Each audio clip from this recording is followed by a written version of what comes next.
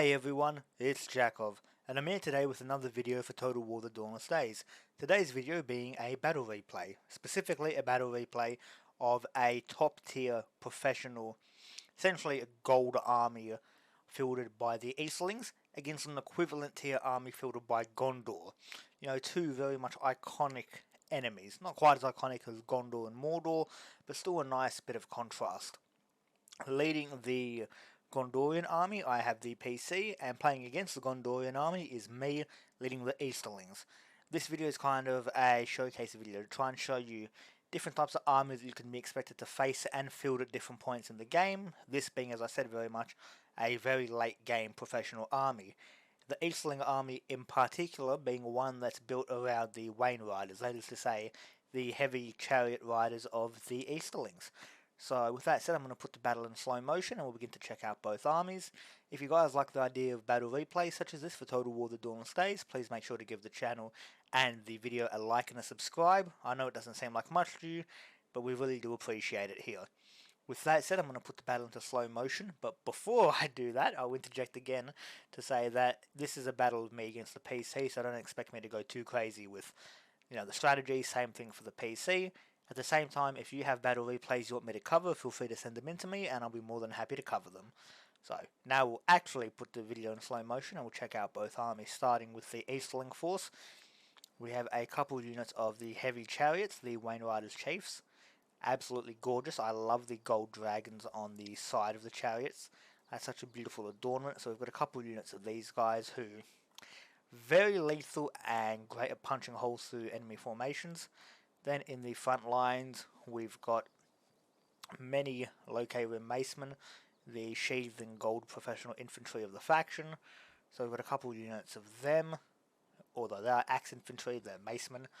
Then in the front lines, we've got a couple units of the Locarim Archers. Behind them, we've got the Clan Guards, they're tier 3 Spearmen. So you're very much a highly professional force. We've got a couple units of the Locarim Halberdiers. And yeah, that's pretty much what most of the army is comprised of, a mix of Macemen, Halberdiers, couple chariots, and archers. And you'll notice there's no other cavalry because I wanted this to very much be an army that focuses on heavy infantry and chariots, which is a bit of a unique mix, given that I don't think any other faction in the mod actually has chariots. Then looking at the Gondorian force, they've arrayed themselves in a pretty standard formation. In the front line, I should say, we've got a unit of the Blackroot Vale Archers, which are a silver tier fiefdom unit that Gondor can field. Pretty cool. Then over here we've got the Pelagia Marines, a unit that doubles as a pretty middle of the road swordsman unit, but also as skirmishers who can do quite a bit of damage with their javelins. Then, and I totally forgot to mention this, in their front lines, the Gondorians have deployed stakes, traps, stones, all designed to break up any charge that I make, and also to, just blunt my offensive. So, smart on them, because it means I'm going to have to respond to their deployment. Then, next to them, what should I say, behind the archers, we have a unit of the Ringlow Vale Men-at-Arms, tier 2 swordsmen fielded by Gondor. Then, in the rest of the front line, we've got a couple of units of the Gondor Sword Infantry, their classic and iconic grey metal, or should you say silver metal armoured swordsmen. A couple of units of them.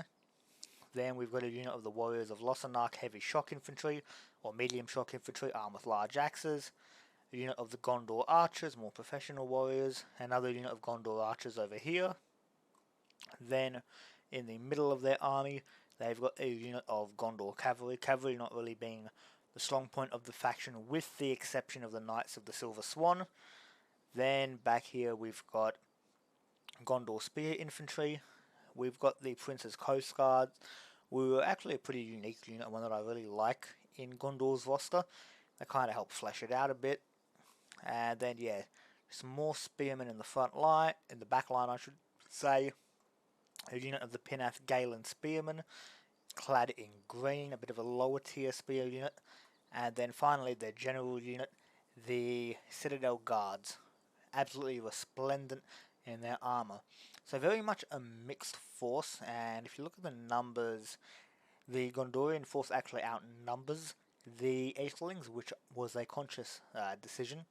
I wanted them to have very much a confederation army, which is a bit odd to think given that the Eastlings are a confederacy, but it was meant to show off the diversity of Gondor's units, the fact that it is a cobbled together army made up of different fiefdoms all supporting their standard infantry. So, we've got an archer unit here, a spear unit there, a shock infantry unit there, or to add a little bit more flavour to a Gondorian army that would otherwise just be just line infantry.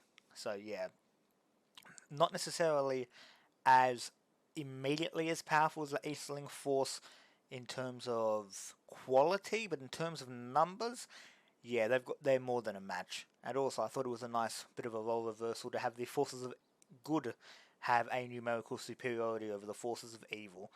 So with that said, we'll press play and we'll probably just skip forward to when the battle actually begins, because there is quite a bit of manoeuvring. So yeah, we'll leave it at that. And returning back to the battle, as you can see, the dispositions of the forces have changed. The Easterling chariots have moved around to try and flank around the side of the battlefield traps. Ironically, the Gondorians have deployed among their traps, killing a couple of their warriors and kind of revealing them to my forces. And now the Easterling force advances straight on. So yeah, an entire pivot on their axes. Kind of similar to what, if I'm remembering correctly, the Duke of Wellington did at the Battle of Assaye. Kind of, crossing over so as to attack the enemy from a point where they couldn't maximise all their firepower. And now, the Gondorians open fire, and the Easterlings march forward.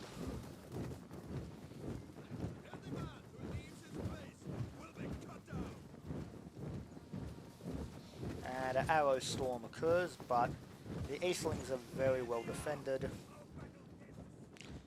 The infantry march here, although some of them are a bit tired, which makes sense given how quickly they've been advancing. See, this is the target I'd be going after, the halberdiers, because they don't have the great shields that the others do to defend them. They're quite a bit more vulnerable. And the Locae Rim archers, they're not that bad of a target. So over here we've got the chariots, the Wainriders chiefs, making a massive flanking charge.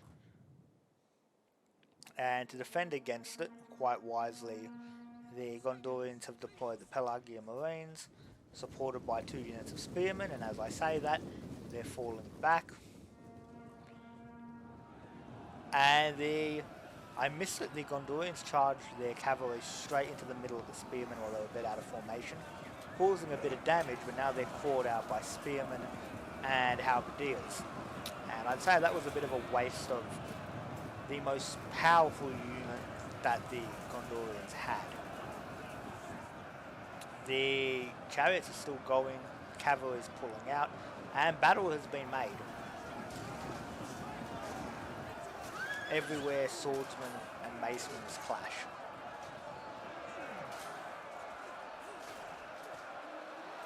The halberdiers have begun to deploy alongside the spearmen, and the Gondorians have their reserve back here.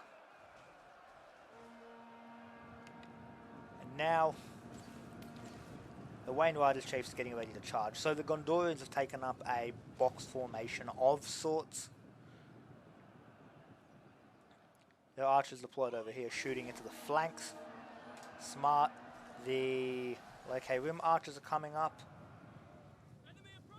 And Gondor sends forward its cavalry to match the Wainriders, which isn't necessarily a bad idea. And here we've got it, the main clash, and they get caught out a bit. But it's 1 unit of cavalry against 3. That's not quite a match that I'd take if I were the Gondorians.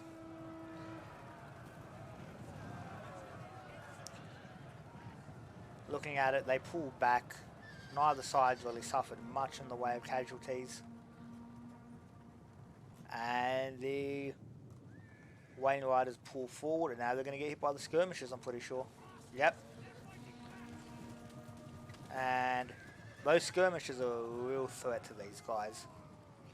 They pull back out. There's another clash against the Gondor cavalry. But some of the skirmishers, I think, actually hit them with friendly fire. And The Easterling general is gone, the Wainrider chief is dead, which this could be a massive tipping point in terms of losing your general.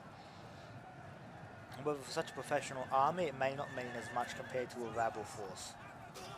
Well, the Gondor cavalry is still fighting out, trying to hold off the Wainriders chiefs. The Wainrider general gets caught in among the Ringlow Vale men-at-arms. Over here, the Blackwood Vale archers are out of ammunition, and the Prince's Coast Guard are deploying. The archers are still, just shooting directly into the flanks of the warriors of Lossarnoch, while getting absolutely denuded with fire from the Pelagian Marines. And that is, that's a horrible volley straight into them. It's kind of a domino effect of archer fire. Only a couple Gondor cavalry remain, and the Wainrider chiefs have pulled out and are getting ready to charge. The Gondor archers are still firing, trying to limit their effectiveness, but we're going to see if that really matters.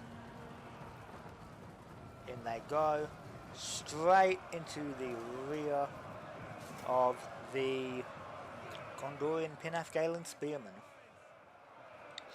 Very nice hammer and anvil, which is very much needed as the Easterling forces were very much on the defensive.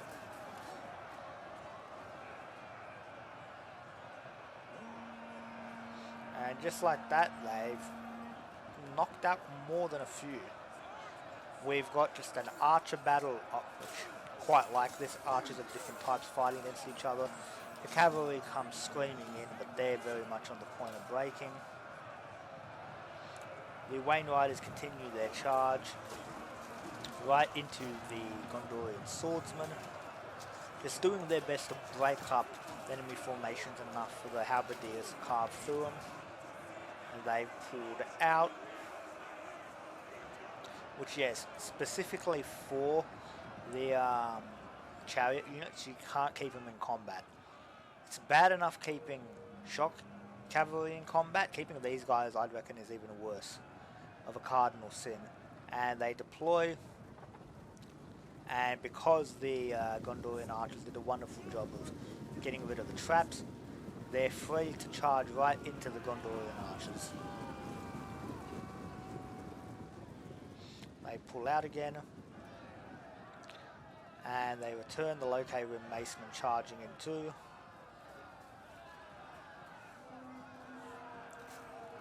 And battle is joined over here, turning back to the front line.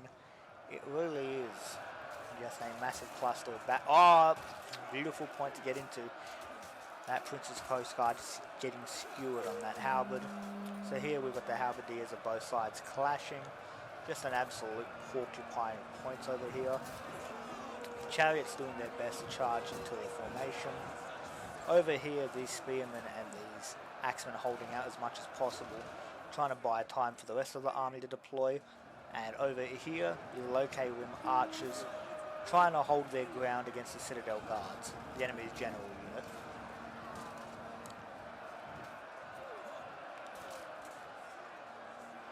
So yeah, it's very much a case of whose units can break who first and free up more warriors to be deployed.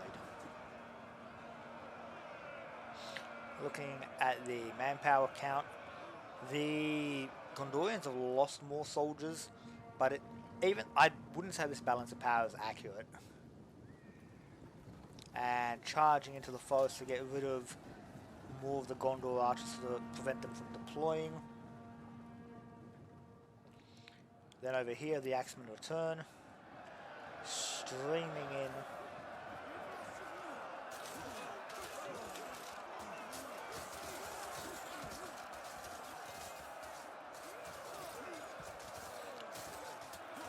And just like that, this polearm unit is going to go very quickly.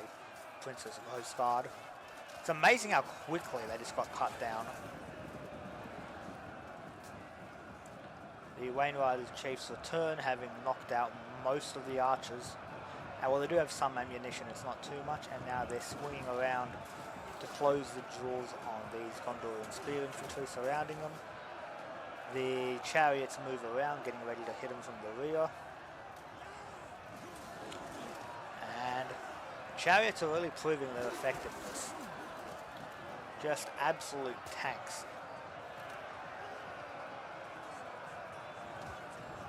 And it's begun. The rout. And all the archers of the Eastlings have been cleared, so their infantry can redeploy.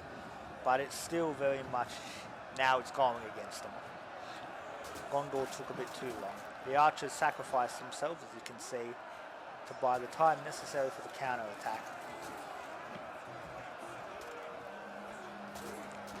And because it's mostly just going to be a brawl, I'm just going to get rid of the display. Swinging around, there go the chariots.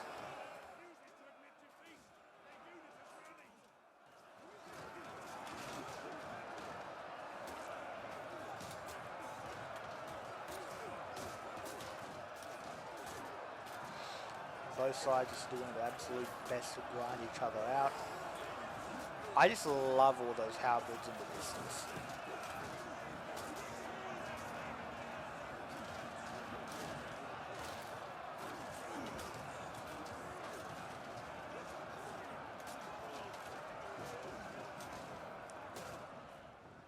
Over here, the Pelagian Marines are gone, broken on the verge of shadowing. The Wainriders chiefs having done their job, and all this despite the fact that they lost their general early on. The rest of their army is breaking, and now it's just their general unit holding out. I will say that is one thing that the Citadel Guards are great at, is holding on.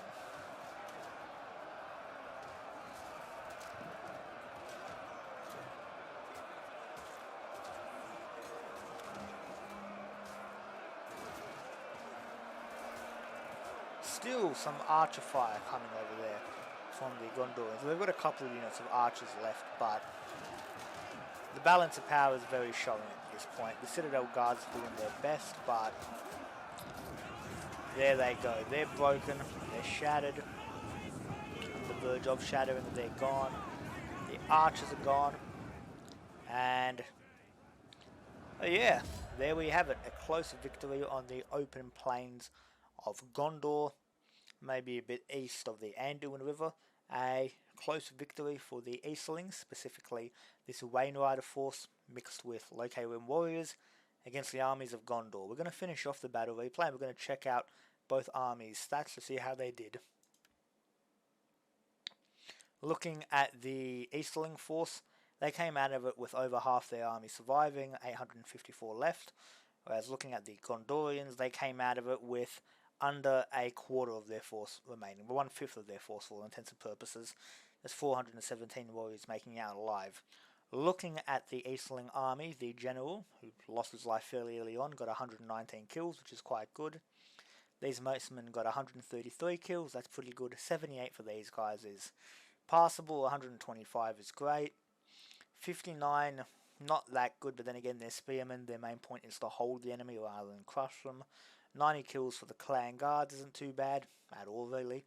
29 kills for the halberdiers, 86 and 78. Not great, but then again they didn't see that much battle, and they were more focused on defeating their counterparts more so than anything else. As for the archers, 76 kills for these guys isn't that great, and 22 and 22 is quite abysmal. However, they were, I will say, probably poorly misused, and really only benefited from being used as a meat shield to buy time for the rest of my army to redeploy and win the battle. So I can't really say that their poor performance isn't reflective of my own as a general in this battle. And then turning to the Wainrider Chiefs, these guys did amazing, 378 kills to 277, showing just how devastating the chariot units can be on the battlefield. Then turning to Gondor, their general unit got 92 kills, which isn't abysmal, but at the same time, while it is a spear unit that's not designed to slaughter vast swaths of enemies, it was fighting archers, so you figure it would have killed more. The Ringlow Vale Men-at-Arms got 108 kills, which is pretty good considering their better counterpart. The Gondor Sword Infantry only got 30 and 49 kills apiece. So that's pretty good for the Ringleader Vale Man-at-Arms. Looking at the Warriors of Lossarnach, only 43 kills, pretty poor. 10 kills for the Pinnath Galen Spearman is abysmal. 29 and 9 kills for the Gondor Spearman is pretty damn bad. 41 kills for the Princess Coast Guard is bad. 109 kills by the Blackroot Vale Archers is pretty good. 61 and 62 kills by the Gondor Archers isn't great at all. However, they weren't exactly used that well by the computer either, and were generally out of the fight, more or less. 57 kills by the Pelagian Marines isn't that good either, and 28 kills by the Gondor Cavalry isn't that great.